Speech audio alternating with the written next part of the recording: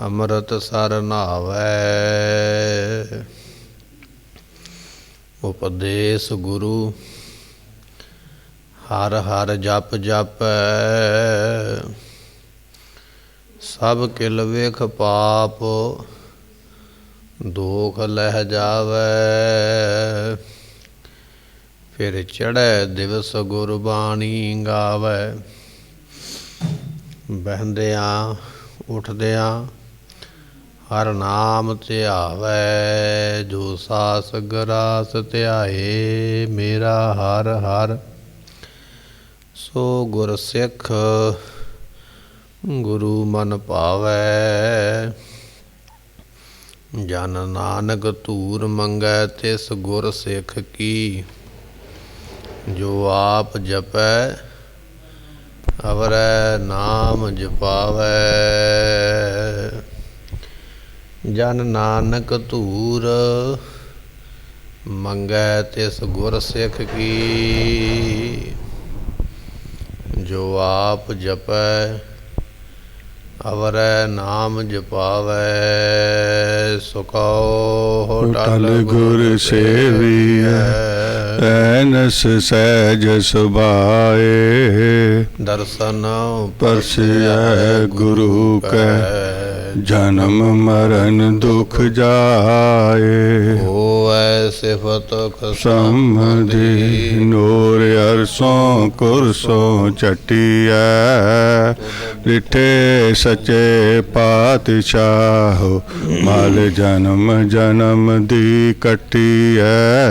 ਉਦਰ ਡਿਠੇ ਸੱਚੇ ਪਾਤਸ਼ਾਹ ਮਲ ਜਨਮ ਜਨਮ ਦੀ ਕੱਟੀਐ। ਸਤਨਾਮ ਸ੍ਰੀ ਵਾਹਿਗੁਰੂ ਸਾਹਿਬ ਜੀਓ। ਦੇਵ ਗੰਧਾਰੀ ਮਹੱਲਾ ਪੰਜਵਾ। ਘਰ ਦੂਜਾ।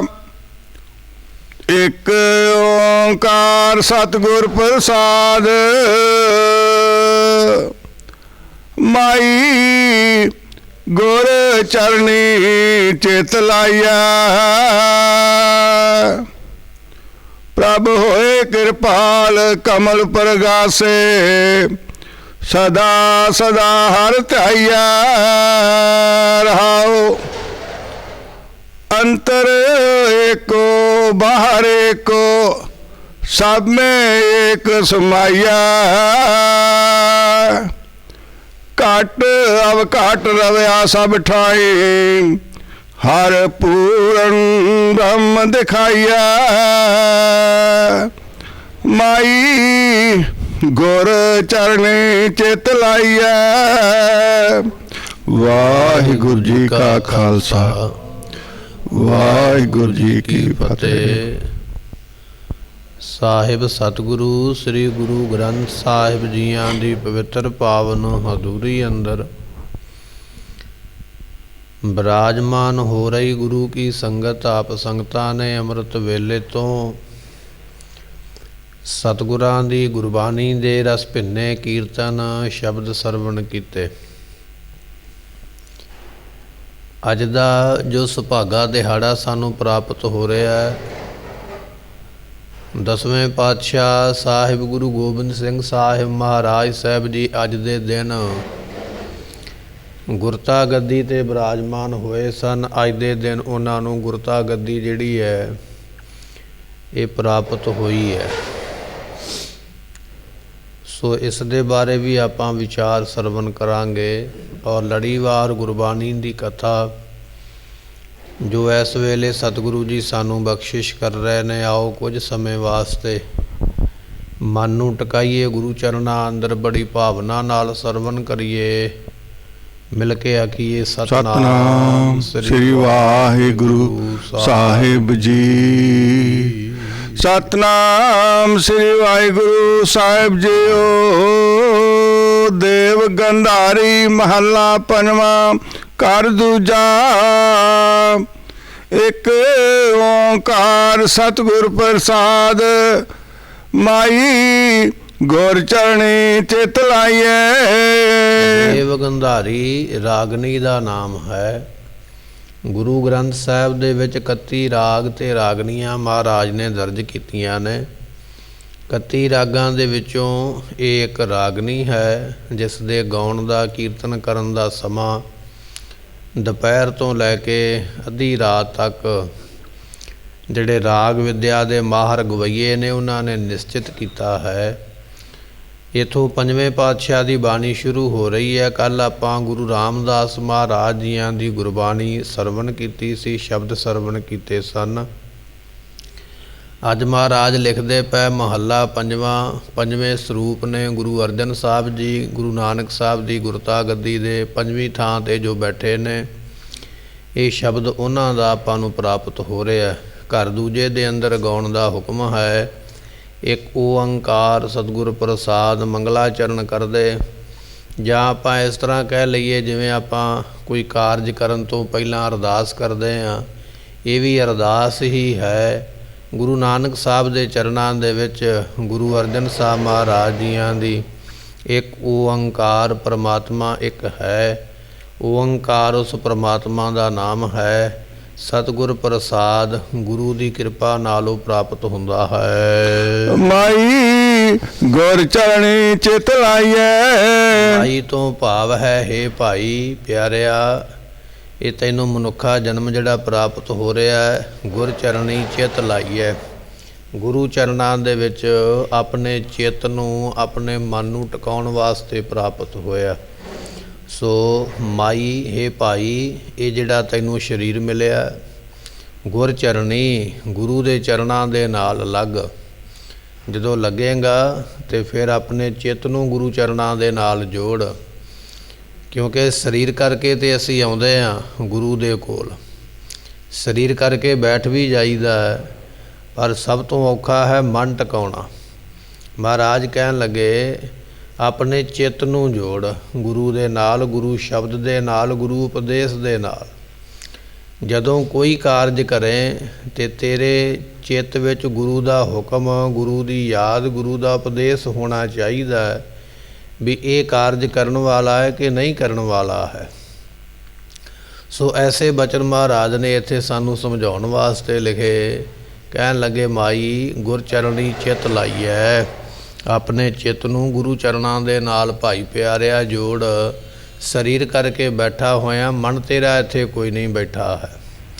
ਸਾਹਿਬ ਗੁਰੂ ਨਾਨਕ ਦੇਵ ਜੀਆਂ ਦਾ ਆਪਾਂ ਇਤਿਹਾਸ ਪੜ੍ਹਦੇ ਹਾਂ, ਉਹਦੇ ਵਿੱਚ ਇੱਕ ਸਾਖੀ ਆਉਂਦੀ ਹੈ ਕਿ ਜਦੋਂ ਮਹਾਰਾਜ ਸੁਲਤਾਨਪੁਰ ਗਏ ਸਨ, ਤਕਰੀਬਨ 13-14 ਸਾਲ ਮਹਾਰਾਜ ਜੀ ਇੱਥੇ ਰਹੇ ਨੇ ਸੁਲਤਾਨਪੁਰ ਦੀ ਧਰਤੀ 'ਤੇ।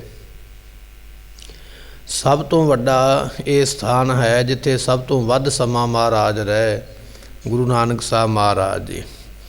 ਅਤੇ ਸਤਿਗੁਰੂ ਪਾਤਸ਼ਾਹ ਜੀਆਂ ਦੇ ਵੱਲ ਵੇਖ ਕੇ ਕੁਝ ਲੋਕ ਈਰਖਾ ਕਰਦੇ ਸਨ, ਅਤੇ ਉਹਨਾਂ ਨੇ ਨਵਾਬ ਦੇ ਕੋਲ ਸ਼ਿਕਾਇਤ ਲਾ ਦਿੱਤੀ ਵੀ ਇਹਨੂੰ ਨਮਾਜ਼ ਪੜ੍ਹਾਉਣੀ ਚਾਹੀਦੀ ਹੈ, ਕਿਉਂਕਿ ਸਤਿਗੁਰੂ ਪਾਤਸ਼ਾਹ ਜੀ ਖੱਤਰੀ ਖਾਨਦਾਨ ਦੇ ਵਿੱਚ ਅਵਤਾਰ ਧਾਰਿਆ ਸੀ, ਅਤੇ ਉਹਨਾਂ ਦੇ ਖਾਨਦਾਨ ਵਿੱਚ ਨਮਾਜ਼ ਪੜ੍ਹਨ ਦਾ ਬਿਲਕੁਲ ਰਿਵਾਜ ਨਹੀਂ ਹੈ, ਕਿਉਂਕਿ ਨਮਾਜ਼ ਤੇ ਇਸਲਾਮੀ ਲੋਕ ਪੜ੍ਹਦੇ ਨੇ।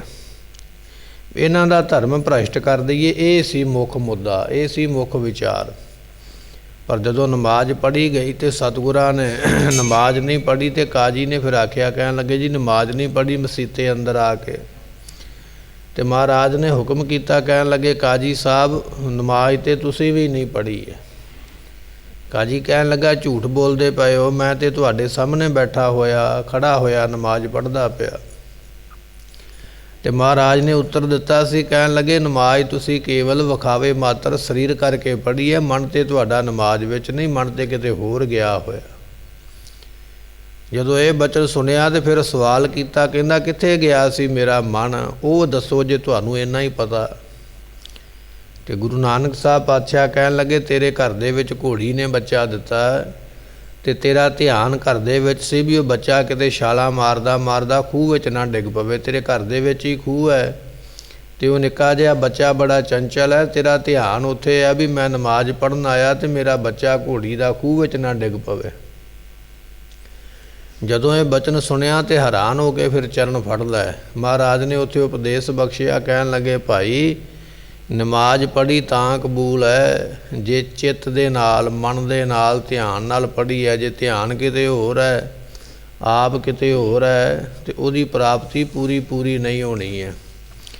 ਇਹ ਇਕੱਲਾ ਉਪਦੇਸ਼ ਕਾਜੀ ਵਾਸਤੇ ਨਹੀਂ ਹੈ, ਜਾਂ ਇਕੱਲਾ ਕਿਸੇ ਇੱਕ ਬੰਦੇ ਵਾਸਤੇ ਨਹੀਂ, ਸਾਡੇ ਵਾਸਤੇ ਵੀ ਹੈ। ਗੁਰੂ ਅਰਜਨ ਦੇਵ ਮਹਾਰਾਜ ਕਹਿਣ ਲੱਗੇ, ਮਾਈ ਗੁਰ ਚਰਣੀ ਚਿੱਤ ਲਾਈਏ। ਆਪਣੇ ਚਿੱਤ ਨੂੰ ਗੁਰੂ ਚਰਨਾਂ ਨਾਲ ਜੋੜ, ਜੇ ਕੁਝ ਲੈਣਾ ਚਾਹਣਾ, ਜੇ ਪ੍ਰਾਪਤੀ ਕਰਨੀ ਚਾਹਣਾ। ਇਕੱਲਾ ਸਰੀਰ ਦੇ ਜੁੜਿਆਂ ਕੁਝ ਪ੍ਰਾਪਤ ਨਹੀਂ ਹੋਣਾ, ਹੋਵੇਗਾ ਜ਼ਰੂਰ ਸਰੀਰ ਦੇ ਜੁੜਿਆਂ, ਪਰ ਅਸਲ ਦੇ ਵਿੱਚ ਪ੍ਰਾਪਤੀ ਚਿੱਤ ਦੇ ਜੁੜਿਆ ਹੋਣੀ ਹੈ। ਉਸ ਨੂੰ ਜੋੜਨਾ ਕਰ। ਪ੍ਰਭ ਹੋਏ ਕਿਰਪਾਲ ਕਮਲ ਪ੍ਰਗਾਸੇ, ਸਦਾ ਸਦਾ ਹਰ ਧਿਆਈਐ। ਸਤਿਗੁਰੂ ਕਿਰਪਾਲੂ ਹੋ ਜਾਂਦੇ ਨੇ ਜਦੋਂ ਅਸੀਂ ਚਿੱਤ ਜੋੜਾਂਗੇ ਗੁਰੂ ਦੇ ਨਾਲ, ਤੇ ਸਤਿਗੁਰੂ ਪਾਤਸ਼ਾਹ ਜਦੋਂ ਕਿਰਪਾਲੂ ਹੋ ਜਾਣਗੇ ਤੇ ਫਿਰ ਹਿਰਦਾ ਕਮਲ ਖਿੜ ਜਾਏਗਾ। ਇਹ ਸਾਡਾ ਹਿਰਦੇ ਰੂਪੀ ਜਿਹੜਾ ਫੁੱਲ ਹੈ ਨਾ, ਕਮਲ ਦਾ, ਮੁਰਝਾਇਆ ਹੋਇਆ ਇਸ ਵੇਲੇ ਵਿਕਾਰਾਂ ਦੇ ਨਾਲ। ਪਰ ਜਿਵੇਂ ਸੂਰਜ ਨੂੰ ਵੇਖ ਕੇ ਫੁੱਲ ਖਿੜ ਜਾਂਦਾ ਹੈ, ਜਦੋਂ ਗੁਰੂ ਕਿਰਪਾਲੂ ਕਿਰਪਾ ਕਰਦਾ, ਗੁਰੂ ਰੂਪੀ ਸੂਰਜ ਨੂੰ ਵੇਖ ਕੇ ਸਿੱਖ ਦਾ ਹਿਰਦੇ ਰੂਪੀ ਕਮਲ ਦਾ ਫੁੱਲ ਖਿੜ ਜਾਂਦਾ ਹੈ। ਹੋਏ ਪ੍ਰਭ ਹੋਏ ਕਿਰਪਾਲ ਕਮਲ ਪ੍ਰਗਾਸੈ, ਹਿਰਦਾ ਕਮਲ ਪ੍ਰਕਾਸ਼ਮਾਨ ਹੋ ਜਾਏਗਾ, ਖਿੜ ਜਾਏਗਾ। ਇਸ ਕਰਕੇ ਸਦਾ ਸਦਾ ਹਰ ਧਿਆਈਐ, ਸਦਾ ਵਾਸਤੇ, ਹਰ ਵੇਲੇ, ਹਰ ਰੋਜ਼, ਹਰ ਸਮੇਂ, ਜਿੰਨਾ ਚਿਰ ਤੇਰੇ ਕੋਲ ਸਰੀਰ ਹੈ ਉਹਨਾਂ ਚਿਰ ਪਰਮਾਤਮਾ ਦੇ ਨਾਮ ਨੂੰ ਧਿਆਉਂਦਾ ਰਹਿ। ਕਈ ਵਾਰੀ ਸਾਡੇ ਮਨ ਦਾ ਸਵਾਲ ਹੋ ਜਾਂਦਾ ਵੀ ਨਾਮ ਕਿੰਨਾ ਕੁ ਚਿਰ ਜਪੀਏ ਜਾਂ ਕਿਹੜੇ ਸਮੇਂ ਜਪੀਏ, ਤੇ ਮਹਾਰਾਜ ਨੇ ਉੱਤਰ ਦਿੱਤਾ ਇਹ ਬਾਣੀ ਦੇ ਵਿੱਚ ਕਿ ਭਾਈ ਸਦਾ ਸਦਾ ਹਰ ਧਿਆਈਐ, ਸਦਾ ਵਾਸਤੇ, ਜਿੰਨਾ ਚਿਰ ਤੇਰੇ ਕੋਲ ਸਰੀਰ ਹੈ, ਜਿੰਨਾ ਚਿਰ ਤੇਰੇ ਕੋਲ ਇਹ ਸਰੀਰ ਹੈ, ਦਿਨੇ ਰਾਤ ਹਰ ਵੇਲੇ ਉਸ ਦੇ ਨਾਮ ਨੂੰ ਧਿਆਉਣਾ ਕਰ। ਰਾਉ ਅੰਤਰ ਏਕੋ ਬਾਹਰ ਏਕੋ, ਸਭ ਮੈਂ ਏਕ ਸਮਾਈਐ। ਜਿਹੜਾ ਪਰਮਾਤਮਾ ਹੈ ਉਹ ਤੇਰੇ ਅੰਦਰ ਵੀ ਉਹੀ ਹੈ ਜਿਹੜਾ ਤੇਰੇ ਅੰਦਰ ਤੋਂ ਬਾਹਰ ਹੈ। ਅੰਦਰ ਵੀ ਉਸ ਏਕੇ ਦੀ ਜੋਤ ਹੈ। ਸਭ ਮੈਂ ਜੋਤ, ਜੋਤ ਹੈ ਸੋਏ। ਤੇ ਤੇਰੇ ਸਰੀਰ ਤੋਂ ਬਾਹਰ ਜਿਹੜੇ ਦੂਜੇ ਸਰੀਰ ਨੇ ਉਹਨਾਂ ਦੇ ਵਿੱਚ ਵੀ ਉਹੀ ਜੋਤ ਹੈ। ਤੇਰੇ ਸਰੀਰ ਵਿੱਚ ਵੀ ਉਹੀ ਬਰਾਜਿਆ ਹੋਇਆ ਹੈ। ਦੂਜੇ ਦੇ ਵਿੱਚ ਅਵਲ ਅੱਲਾਹ ਨੂਰ ਉਪਾਇਆ ਕੁਦਰਤ ਕੇ ਸਭ ਬੰਦੇ। ਜਿੰਨੀ ਸ੍ਰਿਸ਼ਟੀ, ਜਿੰਨੀ ਕਾਇਨਾਤ ਹੈ, ਸਾਰੀ ਉਸ ਪਰਮਾਤਮਾ ਦੀ ਹੈ ਭਾਈ। ਉਹਨੇ ਰਚੀ, ਉਹਨੇ ਬਣਾਈ ਹੈ। ਮਹਾਰਾਜ ਕਹਿਣ ਲੱਗੇ ਅੰਤਰ ਏਕੋ ਬਾਹਰ ਏਕੋ, ਤੇਰੇ ਅੰਦਰ ਵੀ ਉਹੀ ਹੈ, ਤੇਰੇ ਅੰਦਰ ਤੋਂ ਬਾਹਰ ਬਾਕੀ ਥਾਵਾਂ ਤੇ ਵੀ ਉਹੀ ਹੈ। ਫਿਰ ਬਖਸ਼ਿਸ਼ ਕਰਦੇ ਹਨ। ਅੰਤਰ ਏਕੋ ਬਾਹਰ ਏਕੋ, ਸਭ ਮੈਂ ਏਕ ਸਮਾਈਐ। ਪੁਰਖ ਇਸ ਬ੍ਰਹਮੰਡ ਦੇ ਵਿੱਚ ਜਿਹੜਾ ਵਸਿਆ ਹੋਇਆ ਉਹ ਇੱਕ ਹੀ ਹੈ ਭਾਈ। ਜਿਮੀ ਜਮਾਨ ਕੈ ਬਿਖੈ ਸਮਸਤ, ਏਕ ਜੋਤ ਹੈ, ਨਾ ਘਾਟ ਹੈ, ਨਾ ਬਾੜ ਹੈ, ਨਾ ਘਾਟ ਬਾੜ ਹੋਤ ਹੈ। 10ਵੇਂ ਪਾਤਸ਼ਾਹ ਦਾ ਬਚਨ ਹੈ, ਕਹਿਣ ਲੱਗੇ ਭਾਈ ਭਾਵੇਂ ਆਕਾਸ਼ ਹੈ ਤੇ ਭਾਵੇਂ ਜ਼ਮੀਨ ਹੈ, ਜਿੰਨਾ ਇਹ ਬ੍ਰਹਮੰਡ ਹੈ ਉਹਦੇ ਵਿੱਚ ਉਹਦੀ ਜੋਤ ਕੰਮ ਕਰਦੀ ਪਈ ਹੈ, ਚੇਤਨ ਸਤਾ, ਉਹਦੇ ਹੁਕਮ ਦੇ ਵਿੱਚ ਸਭ ਕੁਝ ਹੋ ਰਿਹਾ ਹੈ। ਤੇ ਪਾਤਸ਼ਾਹ ਕਹਿਣ ਲੱਗੇ ਇਸ ਬ੍ਰਹਮੰਡ ਤੋਂ ਬਾਹਰੀ ਜਿਹੜੀਆਂ ਥਾਵਾਂ ਨੇ, ਹੋਰ ਬ੍ਰਹਮੰਡ ਨੇ, ਉਹਨਾਂ ਦੇ ਵਿੱਚ ਵੀ ਉਹਦੀ ਚੇਤਨ ਸਤਾ, ਉਹਦੀ ਜੋਤ ਹੈ। ਅੰਤਰ ਏਕੋ ਬਾਹਰ ਏਕੋ, ਸਭ ਮੈਂ ਏਕ ਸਮਾਈਐ। ਸਾਰਿਆਂ ਵਿੱਚ ਉਹ ਇੱਕੋ ਹੀ ਹੈ ਜਿਹੜਾ ਸਮਾਇਆ ਹੋਇਆ, ਮਿਲਿਆ ਹੋਇਆ, ਐਸਾ ਉਹ ਅਕਾਲ ਪੁਰਖ ਹੈ। ਘਟ ਅਵ ਘਟ ਰਵਿਆ ਸਭ ਠਾਈ, ਹਰ ਪੂਰਨ ਬਮ ਦਿਖਾਈਐ। ਬਖਸ਼ਿਸ਼ ਕਰਦੇ ਨੇ। ਘਾਟ ਨਾਮ ਹੈ ਜਿਹੜੇ ਚੇਤਨ ਜੀਵ ਨੇ। ਚੇਤਨ ਜੀਵ ਉਹਨਾਂ ਨੂੰ ਕਿਹਾ ਜਾਂਦਾ ਜਿਹੜੇ ਚੱਲ ਫਿਰ ਸਕਦੇ ਨੇ, ਜਿਵੇਂ ਮਨੁੱਖ ਹੈ, ਪਸ਼ੂ ਹੈ, ਪੰਛੀ ਨੇ, ਚੱਲਦੇ ਨੇ ਨਾ, ਇੱਕ ਥਾਂ ਤੋਂ ਦੂਜੀ ਜਗ੍ਹਾ ਤੇ ਜਾਂਦੇ। ਇਹਨਾਂ ਦੇ ਵਿੱਚ ਵੀ ਉਹ ਪਰਮਾਤਮਾ ਸਮਾਇਆ ਹੋਇਆ। ਤੇ ਆਵ ਘਾਟ ਉਹਨੂੰ ਕਿਹਾ ਜਾਂਦਾ ਜਿਹੜੇ ਜੜ ਨੇ, ਇੱਕ ਥਾਂ ਤੇ ਖਲੋਤੇ ਹੋਏ, ਜਿਵੇਂ ਪੱਥਰ ਨੇ, ਪਹਾੜ ਨੇ, ਇੱਕ ਥਾਂ ਤੇ ਖੜੇ ਹੋਏ, ਇਹਨਾਂ ਦੇ ਵਿੱਚ ਵੀ ਉਹ ਸਮਾਇਆ ਹੋਇਆ। ਰੁੱਖ ਨੂੰ ਵੀ ਜੜ ਮੰਨਿਆ ਜਾਂਦਾ ਵੀ ਰੁੱਖ ਜਿੱਥੇ ਲਾਇਆ ਉੱਥੇ ਸਾਰੀ ਉਮਰਾਂ ਕੱਢ ਦਿੰਦਾ, ਰੁੱਖ ਦੇ ਵਿੱਚ ਵੀ ਉਹ ਬੈਠਾ ਹੋਇਆ ਹੈ। ਮਹਾਰਾਜ ਕਹਿਣ ਲੱਗੇ ਘਾਟ ਆਵ ਘਾਟ, ਘਾਟ ਉਹ ਨੇ ਜਿਨ੍ਹਾਂ ਵਿੱਚ ਚੇਤਨ ਸਤਾ ਹੈ, ਜਿਹੜੇ ਚੱਲਦੇ ਫਿਰਦੇ ਨੇ, ਇੱਕ ਜਗ੍ਹਾ ਤੋਂ ਦੂਜੀ ਜਗ੍ਹਾ ਤੇ ਜਾਂਦੇ ਨੇ। ਕੀੜੇ ਮਕੌੜੇ ਨੇ, ਮੱਖ ਪਸ਼ੂ ਨੇ, ਇਸੇ ਤਰ੍ਹਾਂ ਪੰਛੀ ਨੇ, ਮਨੁੱਖ ਨੇ, ਜੋ ਵੀ ਨੇ। ਅਤੇ ਅਵ ਘਟ ਜਿਹੜੇ ਇੱਕ ਜਗ੍ਹਾ ਤੇ ਖਲੋਤੇ ਰਹਿੰਦੇ, ਪਹਾੜ, ਰੁੱਖ, ਇਸੇ ਤਰ੍ਹਾਂ ਪੱਥਰ ਵਗੈਰਾ, ਉਹਨਾਂ ਵਿੱਚ ਵੀ ਉਹ ਪ੍ਰਮਾਤਮਾ ਹੈ। ਤੇ ਪਾਤਸ਼ਾਹ ਜੀ ਬਖਸ਼ਿਸ਼ ਕਰਦੇ ਕਹਿਣ ਲੱਗੇ ਭਾਈ ਸਾਰਿਆਂ ਵਿੱਚ ਉਹ ਸਮਾਇਆ ਹੋਇਆ ਹੈ। ਸਾਰਿਆਂ ਦੇ ਵਿੱਚ ਉਹ ਪ੍ਰਮਾਤਮਾ ਆਪ ਬਰਾਜਿਆ ਹੋਇਆ ਹੈ। ਘਾਟ ਇਸੇ ਤਰ੍ਹਾਂ ਫਿਰ ਬਖਸ਼ਿਸ਼ ਕਰਦੇ ਹਨ। ਘਟ ਅਵ ਘਟ ਰਵਿਆ ਸਭ ਠਾਏ, ਹਰ ਪੂਰਨ ਬ੍ਰਹਮ ਦਿਖਾਈਐ। ਫਰਮਾਉਂਦੇ ਘਾਟ ਉਹਨੂੰ ਕਿਹਾ ਜਾਂਦਾ ਜਿਹੜਾ ਸੌਖਾ ਰਸਤਾ ਹੈ। ਸੌਖੇ ਰਸਤਿਆਂ ਦੇ ਰਾਹਾਂ ਦੇ ਵਿੱਚ ਵੀ ਉਹ ਸਮਾਇਆ ਹੋਇਆ ਜਿੱਥੋਂ ਤੂੰ ਲੰਘ ਕੇ ਜਾਣਾ ਹੈ। ਤੇ ਆਵ ਘਾਟ ਕਿਹਾ ਜਾਂਦਾ ਹੈ ਜਿਹੜਾ ਔਖਾ ਰਸਤਾ ਹੈ, ਪਹਾੜੀ ਰਸਤਾ ਹੈ, ਜਿੱਥੇ ਬੜੀਆਂ ਗੁੰਝਲਾਂ ਨੇ, ਬੜੀ ਉਚਾਈ ਹੈ, ਜਾਂ ਜਿਹੜੇ ਜੰਗਲਾਂ ਦੇ ਬੜੇ ਬੜੇ ਔਖੇ ਰਾਹ ਨੇ ਉਹਨਾਂ ਵਿੱਚ ਵੀ ਉਹ ਸਮਾਇਆ ਹੋਇਆ। ਇਹੋ ਜਿਹੀ ਕੋਈ ਜਗ੍ਹਾ ਨਹੀਂ। ਆਪਾਂ ਇਹ ਨਹੀਂ ਕਹਿ ਸਕਦੇ ਵੀ ਆਪਾਂ ਗੁਰਦੁਆਰੇ ਨੂੰ ਆਉਂਦੇ ਪਏ ਹਾਂ ਤੇ ਇਸ ਰਾਹ ਦੇ ਵਿੱਚ ਉਹਦੀ ਜੋਤ ਹੈ, ਪਰ ਜਿਹੜਾ ਰਾਹ ਪਹਾੜ ਨੂੰ ਜਾਂਦਾ, ਜੰਗਲ ਨੂੰ ਜਾਂਦਾ, ਉਹਦੇ ਵਿੱਚ ਨਹੀਂ ਹੈ। ਨਹੀਂ, ਉਹਦੇ ਵਿੱਚ ਵੀ ਉਹ ਪਰਮਾਤਮਾ ਹੈ। ਕਾਵ ਘਾਟ ਅਵ ਘਾਟ ਰਵਿਆ ਸਭ ਠਾਈ, ਸਾਰਿਆਂ ਥਾਵਾਂ 'ਤੇ ਹੈ। ਅਤੇ ਇਸੇ ਤਰ੍ਹਾਂ ਮਹਾਰਾਜ ਬਖਸ਼ਿਸ਼ ਕਰਦੇ, ਹਰ ਪੂਰਨ ਬ੍ਰਹਮ ਦਿਖਾਈਐ। ਜਿਹੜਾ ਪਰਮਾਤਮਾ ਹੈ ਨਾ, ਹਰੀ ਹਰ, ਉਹ ਸਾਰਿਆਂ ਥਾਵਾਂ 'ਤੇ ਪੂਰਨ ਹੈ। ਐਸਾ ਉਹ ਬ੍ਰਹਮ ਹੈ, ਪਰ ਦਿਸਿਆ ਉਹਨਾਂ ਨੂੰ ਹੈ ਜਿਨ੍ਹਾਂ ਨੇ ਨਾਮ ਜਪਿਆ ਹੈ।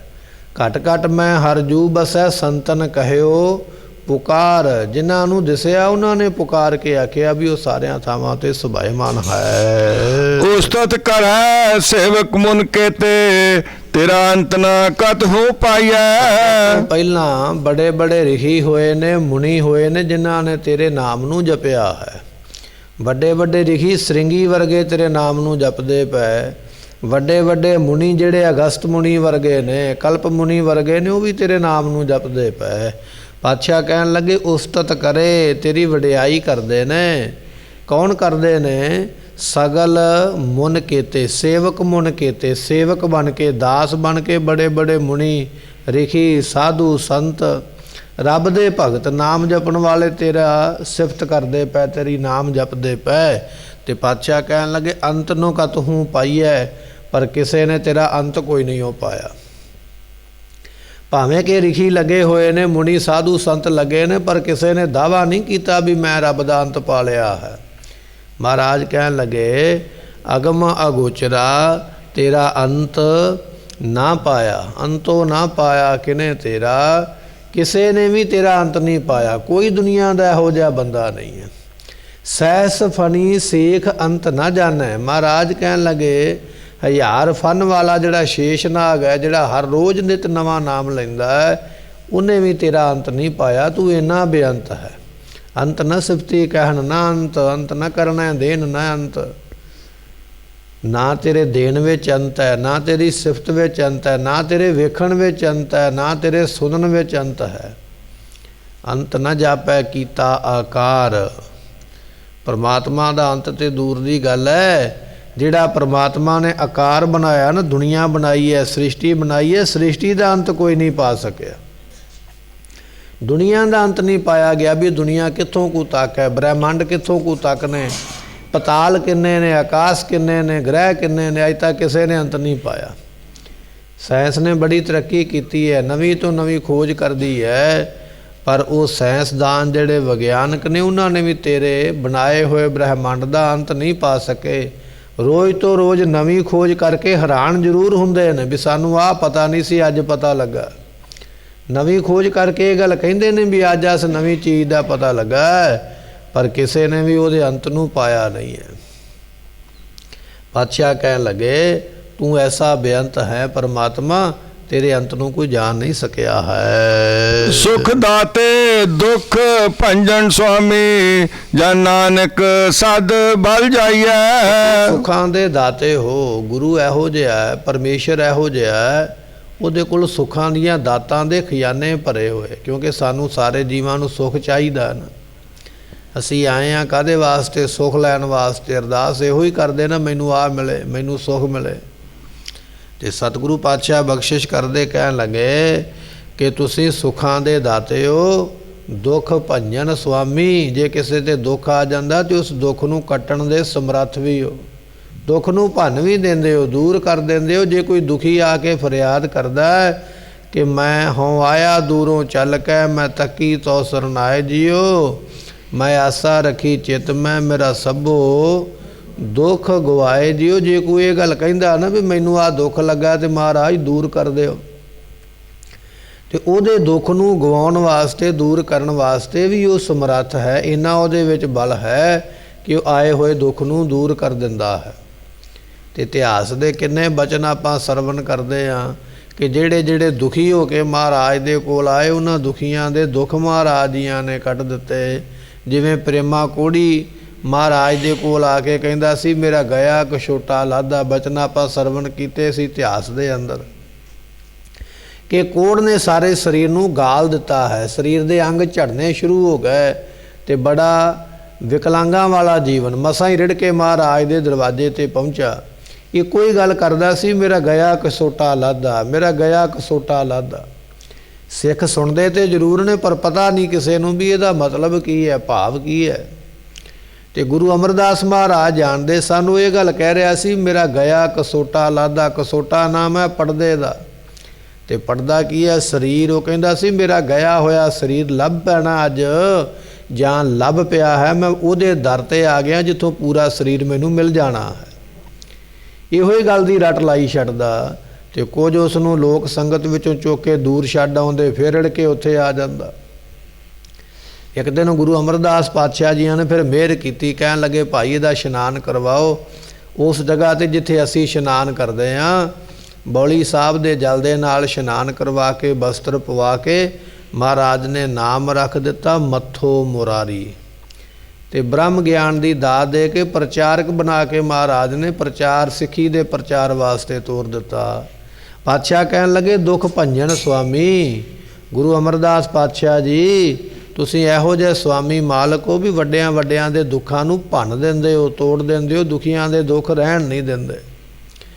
ਤੇ ਜੇ ਗੁਰੂ ਦੁੱਖ ਭੰਨਦਾ ਹੈ ਤੇ ਤਾਂ ਹੀ ਅਸੀਂ ਗੁਰੂ ਦਰਵਾਜ਼ੇ ਤੇ ਚੱਲ ਕੇ ਆਉਣੇ ਆ, ਤਾਂ ਹੀ ਅਸੀਂ ਆਏ ਆ। ਸਾਨੂੰ ਪਤਾ ਵਿਸ਼ਵਾਸ ਹੈ ਵੀ ਇੱਥੇ ਸਾਡੇ ਦੁੱਖ ਨੂੰ ਦੂਰ ਕਰਨ ਵਾਲੇ ਸਤਿਗੁਰੂ ਸਮਰੱਥ ਹਨ। ਤੇ ਮਹਾਰਾਜ ਕਹਿਣ ਲੱਗੇ, ਦੁੱਖ ਭੰਜਨ ਸੁਆਮੀ ਜਨ ਨਾਨਕ ਸਦ ਬਲ ਜਾਈਏ। ਤੇਰੇ ਤੋਂ ਹਰ ਵੇਲੇ, ਹਰ ਰੋਜ਼, ਹਰ ਸਮੇਂ ਬਲਿਹਾਰ ਜਾਈਏ, ਕੁਰਬਾਨ ਜਾਣਾ ਕਰੀਏ ਜੀ। ਦੇਵ ਗੰਧਾਰੀ ਮਾਈ ਹੋਣਹਾਰ ਸੋ ਹੋਈਐ। ਸਤਿਗੁਰੂ ਜੀ ਅਗਲਾ ਸ਼ਬਦ ਬਖਸ਼ਿਸ਼ ਕਰਦੇ ਨੇ, ਕਹਿਣ ਲੱਗੇ, ਭਾਈ ਹੋਣਹਾਰ ਜਿਹੜੀ ਹੋਣੀ ਹੈ ਨਾ, ਉਹਨੇ ਹੋ ਕੇ ਰਹਿਣਾ ਹੈ।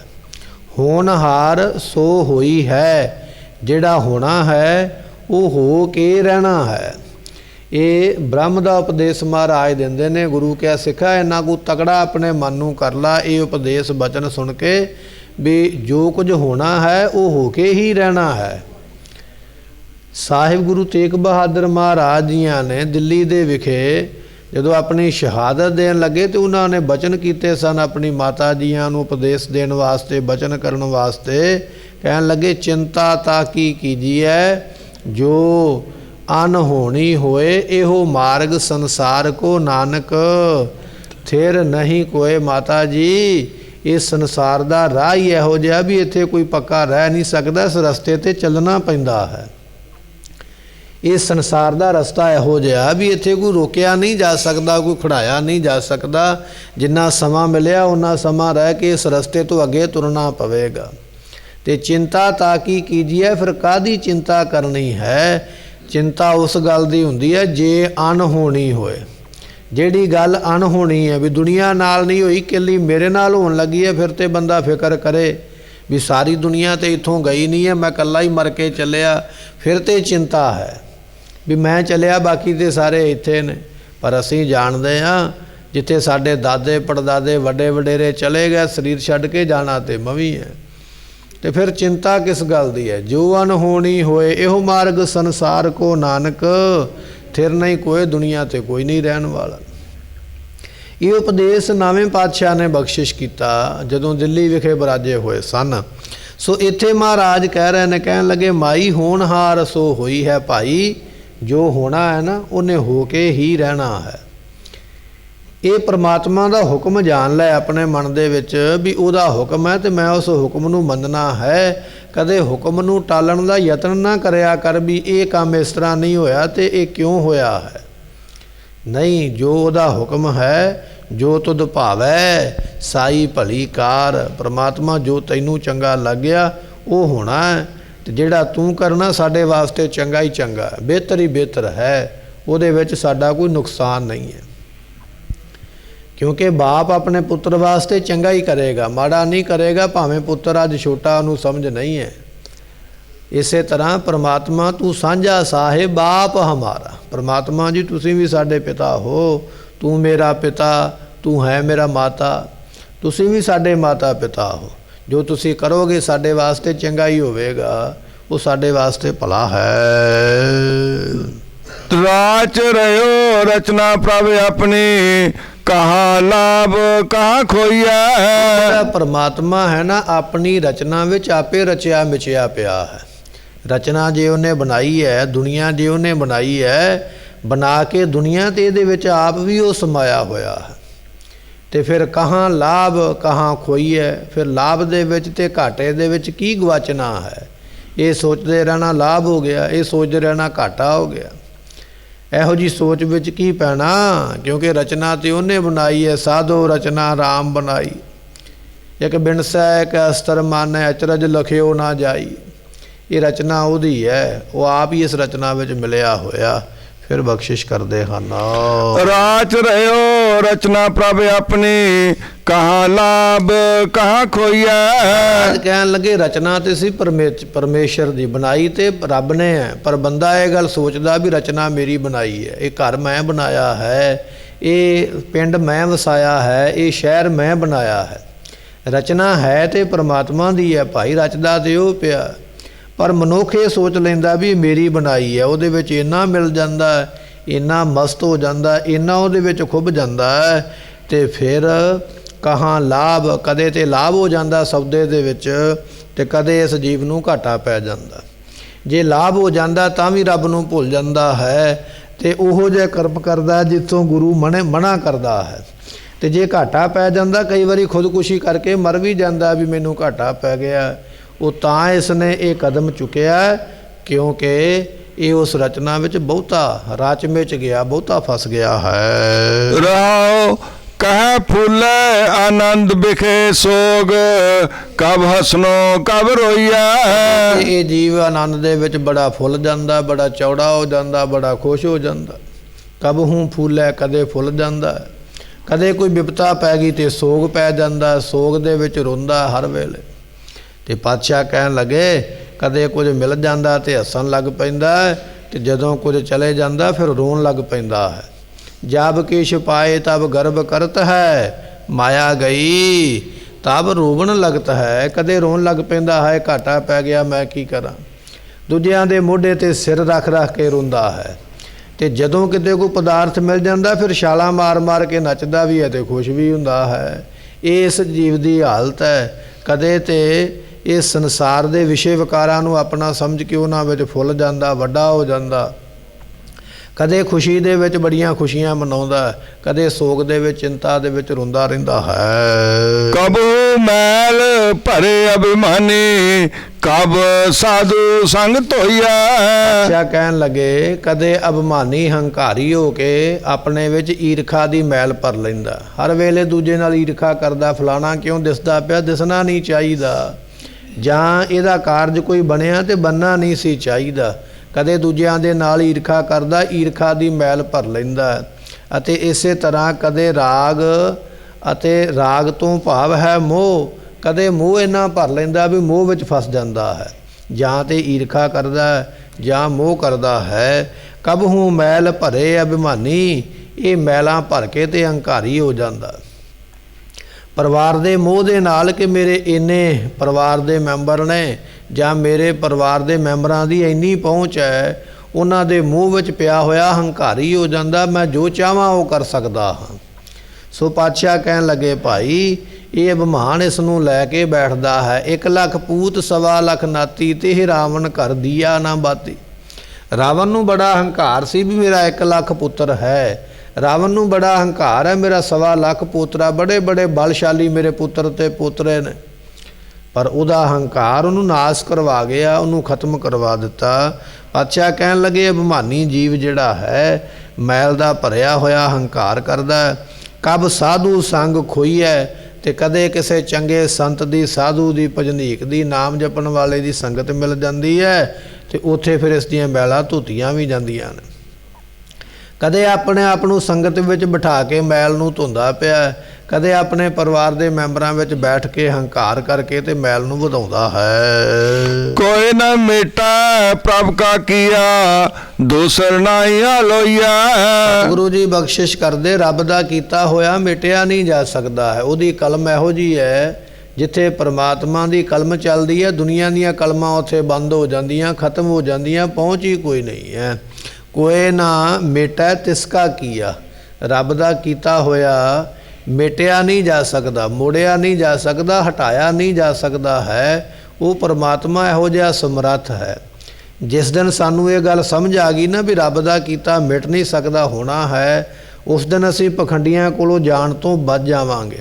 ਪਖੰਡੀਆਂ ਦੀਆਂ ਦੁਕਾਨਾਂ ਠੱਗੀ ਮਾਰਨ ਵਾਲੀਆਂ ਉਸ ਦਿਨ ਹੀ ਬੰਦ ਹੋ ਜਾਣਗੀਆਂ, ਜਿਸ ਦਿਨ ਇਹ ਗੱਲ ਸਮਝ ਵਿੱਚ ਪੈ ਗਈ ਵੀ ਪਰਮਾਤਮਾ ਦਾ ਕੀਤਾ ਕੋਈ ਮੇਟ ਨਹੀਂ ਸਕਦਾ ਹੈ, ਨਾ ਕਿਸੇ ਕੋਲੋਂ ਮਿਟਿਆ ਜਾਣਾ ਹੈ। ਜੋ ਉਹਨੇ ਕਰਨਾ ਹੈ ਉਹ ਹੋ ਕੇ ਰਹਿਣਾ ਹੈ। ਜੋ ਕੁਛ ਕਰਨਾ ਸੋ ਕਰ ਰਹਿਆ, ਜੋ ਕੀਤਾ ਹੈ ਉਹ ਉਹਨੇ ਕਰਕੇ ਹੀ ਹਟਣਾ ਹੈ। ਸੋ ਦੂਸਰ ਨਾਹੀ ਅਲੋਈਐ, ਉਹਦੇ ਬਿਨਾ ਕੋਈ ਦੂਜਾ ਹੋਰ ਸਾਨੂੰ ਦਿਸਦਾ ਨਹੀਂ ਹੈ। ਕਹੋ ਨਾਨਕ ਤਿਸ ਗੁਰ ਬਲਿਹਾਰੀ, ਜਿਹ ਪ੍ਰਸਾਦ ਸੁਖ ਹੋਈਐ। ਗੁਰੂ ਪਾਤਸ਼ਾਹ ਕਹਿਣ ਲੱਗੇ, ਐਸੇ ਗੁਰੂ ਤੋਂ ਬਲਿਹਾਰ ਜਾਈਏ ਭਾਈ, ਜਿਹਦੇ ਕਰਕੇ ਸੁਖਾਂ ਦੀ ਪ੍ਰਾਪਤੀ ਹੁੰਦੀ ਹੈ। ਐਸਾ ਗੁਰੂ ਸਾਨੂੰ ਮਿਲਿਆ ਹੈ ਸਾਹਿਬ ਗੁਰੂ ਗੋਬਿੰਦ ਸਿੰਘ ਮਹਾਰਾਜ ਦੇ ਰੂਪ ਦੇ ਵਿੱਚ। ਅੱਜ 10ਵੇਂ ਪਾਤਸ਼ਾਹ ਮਹਾਰਾਜ ਸਾਹਿਬ ਜੀਆਂ ਦਾ ਗੁਰਤਾ ਗੱਦੀ ਪੁਰਬ ਹੈ। ਅੱਜ ਦੇ ਦਿਨ ਅਨੰਦਪੁਰ ਸਾਹਿਬ ਦੀ ਧਰਤੀ ਤੇ ਆਪ ਜੀ ਸੁਸ਼ੋਭਿਤ ਹੋਏ ਸਨ ਤਖਤ ਦੇ ਉੱਪਰ। ਸਾਹਿਬ ਗੁਰੂ ਤੇਗ ਬਹਾਦਰ ਮਹਾਰਾਜ ਜੀਆਂ ਦੇ ਕੋਲ ਜਦੋਂ ਕਸ਼ਮੀਰੀ ਪੰਡਤ ਚੱਲ ਕੇ ਆਏ, ਮਹਾਰਾਜ ਧਰਮ ਡੁੱਬਦਾ ਪਿਆ, ਕਿਰਪਾ ਕਰੋ।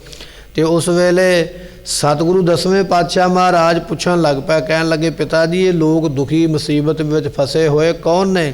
ਇਹਨਾਂ ਦੇ ਚਿਹਰੇ ਮੁਰਝਾਏ ਕਿਉਂ, ਰੋਂਦੇ ਕਿਉਂ ਪਏ ਨੇ? ਤੇ ਗੁਰੂ ਤੇਗ ਬਹਾਦਰ ਮਹਾਰਾਜ ਜੀਆਂ ਨੇ ਬਚਨ ਕੀਤਾ, ਕਹਿਣ ਲੱਗੇ, ਪੁੱਤਰ ਇਹਨਾਂ ਦਾ ਧਰਮ ਖਤਮ ਹੁੰਦਾ ਪਿਆ, ਔਰੰਗਾ ਬਾਦਸ਼ਾਹ ਔਰੰਗਜ਼ੇਬ ਕਰਦਾ ਪਿਆ। ਤੇ ਉਸ ਵੇਲੇ ਫਿਰ ਪੁੱਛਿਆ, ਪਿਤਾ ਜੀ ਇਹਨਾਂ ਦਾ ਧਰਮ ਕਿਵੇਂ ਫਿਰ ਬਚ ਸਕਦਾ ਹੈ? ਤੇ ਗੁਰੂ 9ਵੇਂ ਪਾਤਸ਼ਾਹ ਮਹਾਰਾਜ ਕਹਿਣ ਲੱਗੇ, ਧਰਮ ਬਚਾਉਣ ਵਾਸਤੇ ਕਿਸੇ ਮਹਾਂਪੁਰਖ ਨੂੰ, ਕਿਸੇ ਸਾਧੂ ਨੂੰ, ਭਜਨੀਕ ਨੂੰ ਆਪਣੇ ਸਰੀਰ ਦਾ ਬਲੀਦਾਨ ਦੇਣਾ ਪਵੇਗਾ। ਜਿਹਨੇ ਕਦੇ ਜ਼ੁਬਾਨ ਤੋਂ ਝੂਠ ਤੱਕ ਨਾ ਬੋਲਿਆ ਹੋਵੇ, ਜਿਹਨੂੰ ਕਦੇ ਰੱਬ ਦਾ ਨਾਮ ਇੱਕ ਸੈਕਿੰਡ ਵਾਸਤੇ ਵੀ ਭੁੱਲਿਆ ਨਾ ਹੋਵੇ, ਜਿਹੜਾ ਹਰ ਵੇਲੇ ਸਿਮਰਨ ਕਰਦਾ ਹੈ, ਜਿਹਨੂੰ ਰੱਬ ਦਾ ਨਾਮ ਭੁੱਲਿਆ ਨਹੀਂ, ਜਿਹਨੇ ਕਦੇ ਝੂਠ ਨਹੀਂ ਬੋਲਿਆ ਹੈ, ਕੋਈ ਇਹੋ ਜਿਹਾ ਧਰਮਾਤਮਾ ਬਲੀਦਾਨ ਦੇਵੇਗਾ ਤੇ ਧਰਮ ਨੂੰ ਤਾਂ ਜਾ ਕੇ ਕਿਤੇ ਟਿਕਾਣਾ ਮਿਲਣਾ।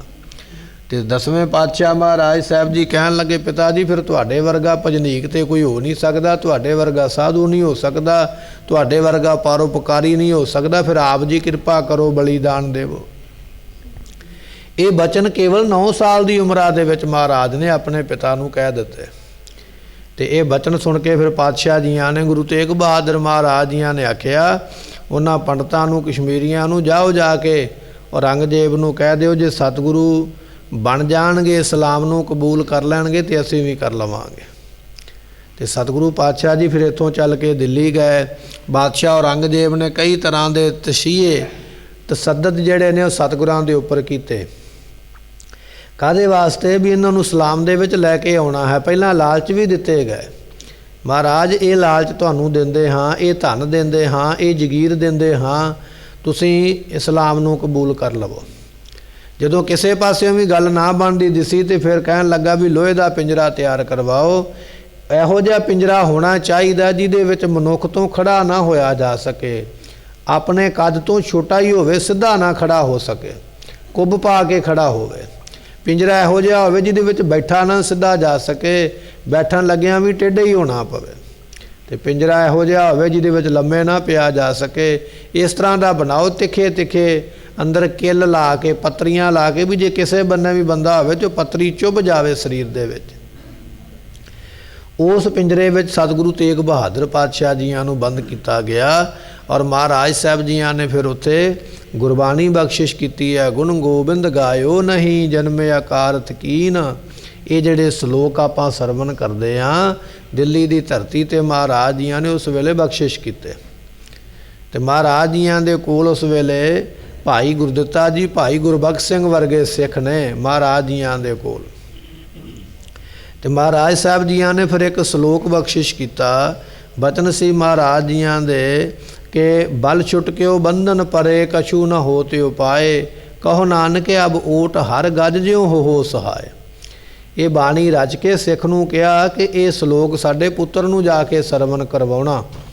ਦਿੱਲੀ ਤੋਂ ਦੌੜ ਕੇ ਸਿੱਖ ਜਦੋਂ ਪਹੁੰਚਿਆ ਅਨੰਦਪੁਰ ਸਾਹਿਬ ਦੀ ਧਰਤੀ ਤੇ, ਇਹ ਸ਼ਲੋਕ ਜਿਹੜੇ ਲਿਖੇ ਸਨ ਦਿੱਤੇ, ਤੇ ਨਾਲ ਹੀ ਆਖਿਆ ਜੀ ਇਹ ਤੁਹਾਡੇ ਵਾਸਤੇ ਸ਼ਲੋਕ ਆਇਆ ਹੈ। ਲਿਖਿਆ ਸੀ ਬਲ ਛੁਟਕਿਓ ਬੰਧਨ ਪਰੇ, ਬਲ ਨਹੀਂ ਰਹਿ ਗਿਆ, ਬੰਧਨ ਪੈ ਗਿਆ, ਪਿੰਜਰੇ ਵਿੱਚ ਬੈਠ ਗਏ ਹਾਂ, ਹੁਣ ਕਿਸੇ ਤਰ੍ਹਾਂ ਦਾ ਕੋਈ ਆਸਰਾ ਨਹੀਂ ਹੈ।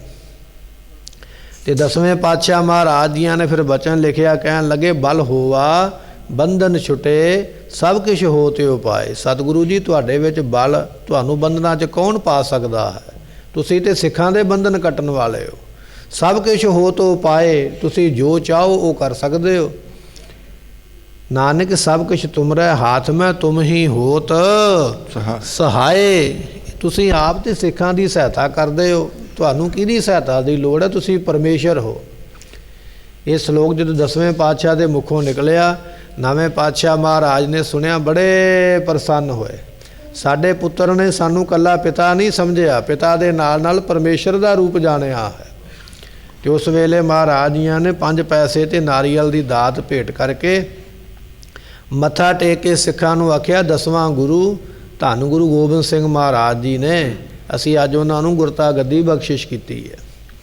ਇਹ ਬਚਨ ਮਹਾਰਾਜ ਜੀਆਂ ਨੇ ਦਿੱਲੀ ਦੀ ਧਰਤੀ ਤੇ ਬਖਸ਼ਿਸ਼ ਕਰਕੇ ਅਤੇ ਅਨੰਦਪੁਰ ਸਾਹਿਬ ਵਿਖੇ 10ਵੇਂ ਪਾਤਸ਼ਾਹ ਗੁਰੂ ਗੋਬਿੰਦ ਸਿੰਘ ਮਹਾਰਾਜ ਜੀਆਂ ਨੂੰ ਗੁਰਤਾ ਗੱਦੀ ਦੇ ਉੱਪਰ ਬਿਰਾਜਮਾਨ ਕੀਤਾ, ਜਿਹੜਾ ਕਿ ਅੱਜ ਦਾ ਸਾਨੂੰ ਦਿਹਾੜਾ ਪ੍ਰਾਪਤ ਹੋ ਰਿਹਾ। ਅੱਜ ਦੇ ਦਿਨ ਅਨੰਦਪੁਰ ਸਾਹਿਬ ਦੀ ਧਰਤੀ ਤੇ 10ਵੇਂ ਪਾਤਸ਼ਾਹ ਸਾਹਿਬ ਗੁਰੂ ਗੋਬਿੰਦ ਸਿੰਘ ਮਹਾਰਾਜ ਜੀ ਤਖਤ ਉੱਪਰ ਬਿਰਾਜਮਾਨ ਹੋਏ, ਸਾਡੇ ਭਲੇ ਵਾਸਤੇ ਔਰ ਸਾਨੂੰ ਇੱਕ ਚੰਗੀ ਔਰ ਅਣਖ ਵਾਲੀ ਜ਼ਿੰਦਗੀ ਦੇਣ ਵਾਸਤੇ। ਅਣਖ ਨਾਲ ਕਿਵੇਂ ਜਿਉਣਾ ਹੈ, ਇਹ ਦਾਤ ਸਾਨੂੰ 10ਵੇਂ ਪਾਤਸ਼ਾਹ ਨੇ ਅੰਮ੍ਰਿਤ ਛਕਾ ਕੇ ਬਖਸ਼ਿਸ਼ ਕੀਤੀ। ਮਹਾਰਾਜ ਕਹਿਣ ਲੱਗੇ, ਕਹੋ ਨਾਨਕ ਤਿਸ ਗੁਰ ਬਲਿਹਾਰੀ ਜਿਹੇ ਪ੍ਰਸਾਦ ਸੁਖ ਸੋਈਐ। ਐਸੇ ਗੁਰੂ ਤੋਂ ਬਲਿਹਾਰ ਜਾਈਏ ਭਾਈ, ਸਦਕੇ ਜਾਈਏ, ਜਿਹਦੀ ਕਿਰਪਾ ਦੇ ਨਾਲ ਸਾਨੂੰ ਸੁੱਖ ਵੀ ਮਿਲੇ ਨੇ, ਜਿਹਦੀ ਕਿਰਪਾ ਦੇ ਨਾਲ ਅਸੀਂ ਸੁੱਖਾਂ ਦੇ ਵਿੱਚ ਸੌਂਦੇ ਵੀ ਹਾਂ, ਜਿਹਦੀ ਕਿਰਪਾ ਦੇ ਨਾਲ ਸਾਨੂੰ ਦੁਨੀਆ ਦੇ तमाम ਸੁੱਖ ਪ੍ਰਾਪਤ ਹੋਏ। ਐਸੇ ਗੁਰੂ ਤੋਂ ਬਲਿਹਾਰ ਜਾਈਏ, ਕੁਰਬਾਨ ਜਾਈਏ, ਸਦਕੇ ਜਾਣਾ ਕਰੀਏ। ਸੋ ਇਹ ਬਚਨ ਮਹਾਰਾਜ ਜੀਆਂ ਨੇ ਸਾਡੀ ਝੋਲੀ ਵਿੱਚ ਪਾਏ ਨੇ। ਆਪ ਸੰਗਤਾਂ ਨੂੰ 10ਵੇਂ ਪਾਤਸ਼ਾਹ ਮਹਾਰਾਜ ਸਾਹਿਬ ਜੀਆਂ ਦੇ ਗੁਰਤਾ ਗੱਦੀ ਦੀਆਂ ਲੱਖ ਲੱਖ ਵਧਾਈਆਂ ਹੋਣ। ਮਹਾਰਾਜ ਰਹਿਮਤ ਕਰਨ ਜੀ। ਦਿਓ ਸੱਜਣਾ ਸੀਸੜੀਆਂ, जो होवे साहिब से मेलो। कोई ना मेटा प्रभ का किया, दूसर नहीं अलोइया। कहो नानक तिस गुर बलिहारी, जे प्रसाद सुख सोइया। वाहिगुरु जी का